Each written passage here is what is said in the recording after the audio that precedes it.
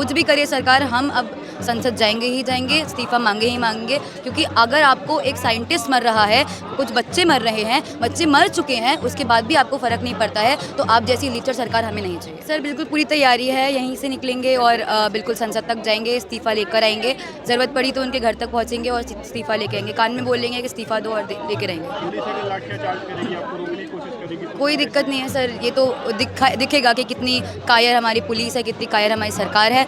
और हम एक नारा लगाते हैं, आपने सुना होगा, दम है कितना दमन में तेरे देख लिया है देखेंगे, दम है कितना लाठी में तेरे देख लिया है देखेंगे, जगह है कितनी जेल में तेरे देखना है देखेंगे। कुछ भी करे सरकार, हम अब संसद जाएंगे ही जाएंगे, इस्तीफा मांगे ही मांगेंगे। क्योंकि अगर आपको एक साइंटिस्ट मर रहा है, कुछ बच्चे मर रहे हैं, बच्चे मर चुके हैं, उसके बाद भी आपको फ़र्क नहीं पड़ता है, तो आप जैसी लीचर सरकार हमें नहीं चाहिए। इसी जंतर मंतर पर पहलवानों का प्रोटेस्ट आपने देखा होगा क्या रवैया उनके साथ सरकार ने अख्तियार किया, तो क्या जंतर मंतर पे आते हुए डर नहीं लगता?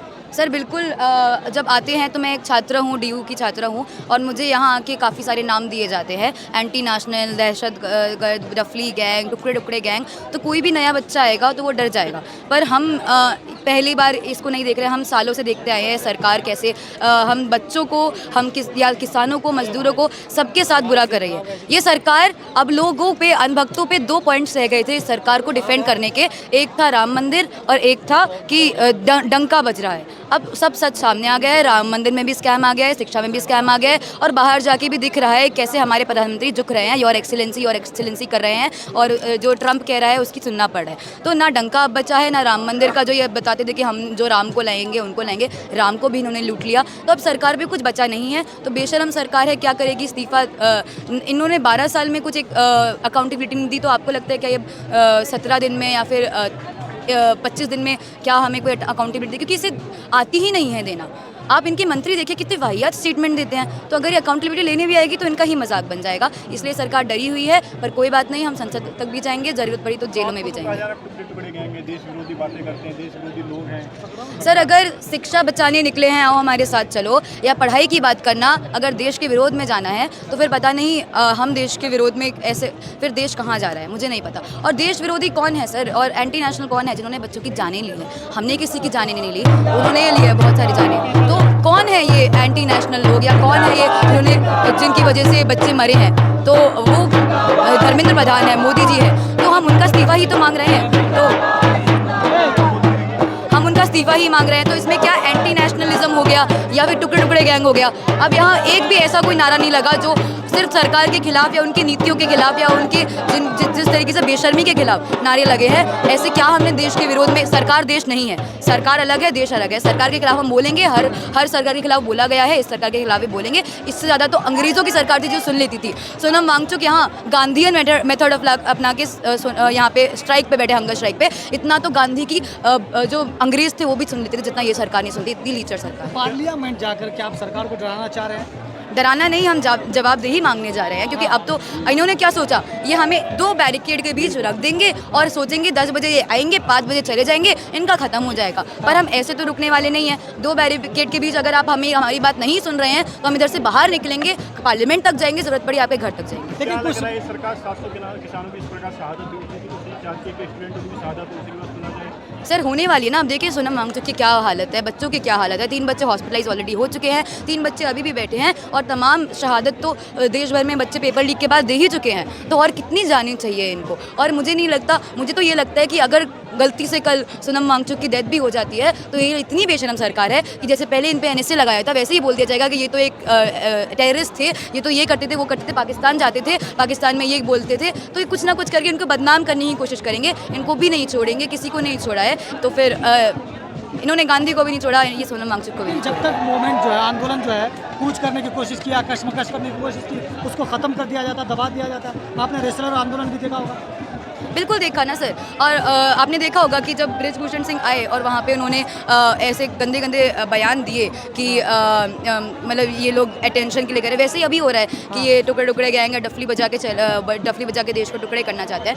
लेकिन आप क्या क्या नारे लग रहे हैं कि पेपर लीक पे चढ़ के बोल हल्ला बोल, आपको पीछे सुनाई भी दे रहा होगा, या फिर पेपर लीक के खिलाफ आंदोलन है, धर्मेंद्र प्रधान के खिलाफ आंदोलन लग रहा है। अगर आप एक व्यक्ति को बचाने के लिए पूरी बच्चों को एंटी नेशनल बनाने के लिए तैयार है तो आपको शर्म आनी चाहिए। वही तो कह रहे हैं, सरकार का विरोध क्यों कर रहे हैं आप? तो सरकार का विरोध मतलब देश का विरोध हो गया ना। तो सरकार का विरोध देश का विरोध कब से हो गया ना सर? सरकार का तो अगर काम नहीं करेगी तो हम विरोधी तो करेंगे। अब हम ऐसे तो है नहीं, चाटुकार तो है नहीं कि बस उनका डंका बना है, वो भगवान तो है नहीं।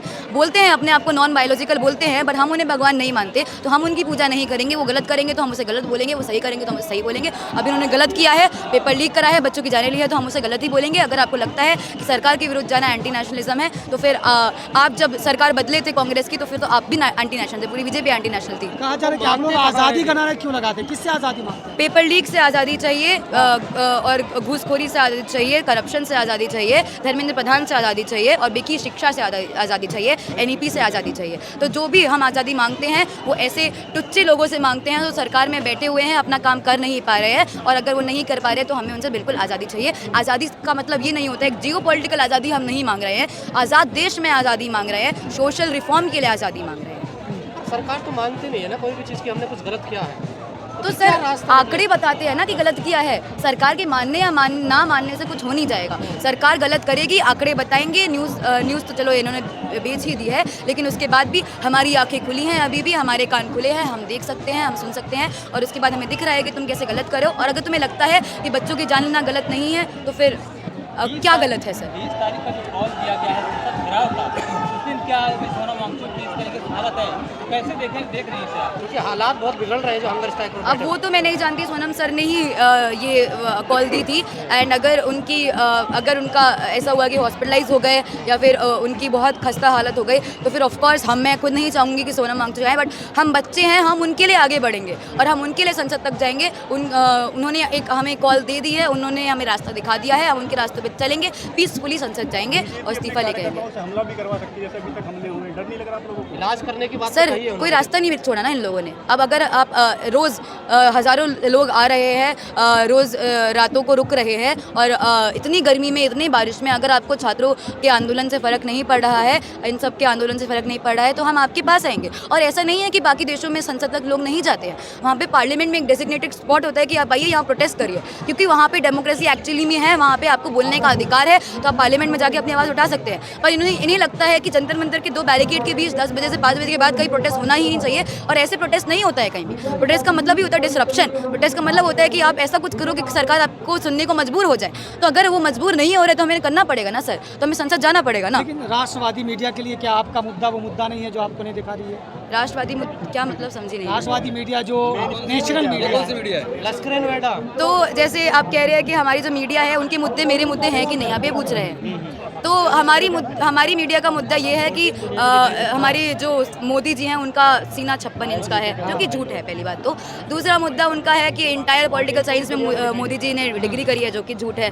तो फिर जो मुद्दे ये लोग चला रहे हैं कि आलिया भट्ट को बेटी हुई है या फिर क्या मोदी जी नॉन बायोलॉजिकल है, तो मेरे मुद्दे ये बिल्कुल नहीं है। मेरे मुद्दे बाथरूम किस टाइम गए, किस टाइम निकले, ये उनके लिए बिल्कुल ये इनके मुद्दे हैं। मेरी मुद्दा है सबको शिक्षा, सबको काम, वरना होगी नींद हराम। सेलिब्रिटियों के लिए भी कुछ कहोगे जो पहले बोलते थे हर छोटी छोटी चीज़ पे? ये बिल्कुल सर, जैसे आपने देखा था दीपिका पादुकोण भी CNRC में सपोर्ट के लिए आई थी, वैसे ही सोनम वांगचुक को जिसने प्ले किया था आमिर खान, वो जिनकी अभी शादी हुई है, उनको भी आके आज उन जो चतुर थे उन्होंने आज अपना बयान दिया है। जो मूवी में विलन थे, जो हमारे सिंघम में विलन थे, उन्होंने भी अपना बयान दे दिया है। विलन आके हीरो बन रहे हैं यहाँ पे, पर हमारे हीरो गायब है। तो मैं वही तो मैं इसीलिए चाहती हूँ कि हमारे विलेन तो हीरो बन गए हैं, अब हीरो भी बताए कि हम असली में भी हीरो हैं। आपको नहीं लग रहा आंदोलन को छोड़ के अब सोनम जी की जान बचाने की बातें होने लगी हैं? तो सोनम जी किस लिए बैठे हैं सर? सोनम जी भी तो इसलिए बैठे ना शिक्षा बचाई जाए। सोनम जी भी इसलिए बैठे हैं कि पेपर लीक जो हुआ है वो गलत हुआ है, धर्मेंद्र प्रधान इस्तीफा दे।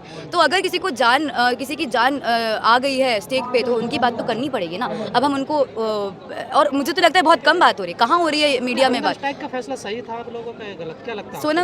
सोनम सर का तो वो कर चुके हैं पहले भी उन्होंने। अब उन्हें नहीं लगा था कि इतनी इग्नोरेंट सरकार बनेगी कि वो सुनेगी ही नहीं। तो ये किसी हंगर स्ट्राइक पे जाने वालों की या फिर धरना करने वालों की गलती नहीं, ये सरकार की गलती है जो सुनने को तैयार नहीं है। अगर वो सुन लेती तो हंगर स्ट्राइक अभी टूट देश के लोग अपील कर रहे हैं सोनम वांगचुक से कि अपना अनशन तोड़ी, क्योंकि ऐसी सरकार है जो भ्रष्ट है, आपकी सुनेगी नहीं हो। आपको लगता है तोड़ देना चाहिए? बिल्कुल, क्योंकि हम लोगों को फर्क पड़ता है। सोनम वांगचुक ऐसे साइंटिस्ट जिन्होंने हमारे देश के लिए इतना सब कुछ किया, अगर उनकी मौत होगी तो हमें फर्क पड़ेगा। सरकार को नहीं पड़ता होगा पर हमें फ़र्क पड़ेगा, और वो जो हमारे लिए लड़ रहे हैं अगर वही उन्हें ही कुछ हो जाता है तो हमें भी काफ़ी दुख होगा, हमें भी लगेगा कि देश ने एक बहुत बड़ा जेम खोया है। हमारी सरकार उनको टेररिस्ट बनाने की, NSA लगाने की या फिर कुछ ना कुछ बोलने की कोशिश करती रही है, करेगी, लेकिन हमें पता है सोनम वांगचुक कैसे हमारे लिए खड़े हुए हैं, तो हम उनके लिए खड़े हुए हैं। और अगर मैं चाहती हूँ कि वो उनको कुछ ना हो, अगर उन्हें बचने के लिए हंगर स्ट्राइक तोड़नी पड़ेगी तो उन्हें ज़रूर तोड़ें, इन सरकार के लिए ना बैठे।